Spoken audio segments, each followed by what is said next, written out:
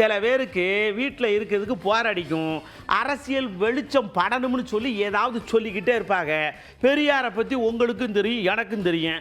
எதுக்கு அதெல்லாம் போட்டுக்கிட்டு சீட் வேணாம், அவர் வாட்டு சொல்லிட்டு கிடக்கார், நம்ம வாட்டு போவோம் அப்படின்னு லேசாக நம்மளை அப்படி தள்ளி விட்டாள்ல.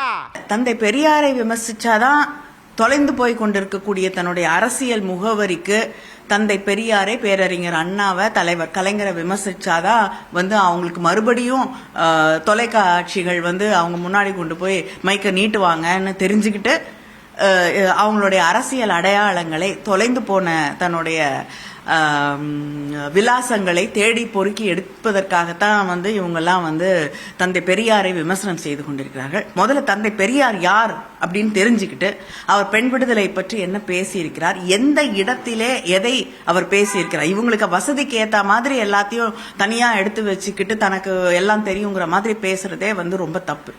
அவர் எந்த சூழலிலே எந்த இடத்திலே எதை சொல்லி இருக்கிறார், எதை புரிய வைப்பதற்கு அவர் சொல்லியிருக்காரு அப்படிங்கறத புரிஞ்சுக்கிறதுக்கு கூட தகுதி இல்லாத சில பேர் தந்தை பெரியாரை விமர்சனம் செய்து கொண்டிருக்கிறார்கள். நாங்க தொடர்ந்து திராவிட முன்னேற்ற கழகமும் திராவிட இயக்கங்களை சார்ந்தவர்களும் தொடர்ந்து வைக்கக்கூடிய விமர்சனத்தை இன்னைக்கு அவருக்கு சப்போர்ட்டா யார் வராருன்னு பார்த்த உடனே நமக்கு யாரோட பி டீம், யாருக்காக அவங்க இத்தனை வருஷமா வேலை செஞ்சுட்டு இருக்காங்க, யாரை முன்னிறுத்துவதற்காக அப்படிங்கறது நமக்கு தெளிவா புரிஞ்சிருச்சு.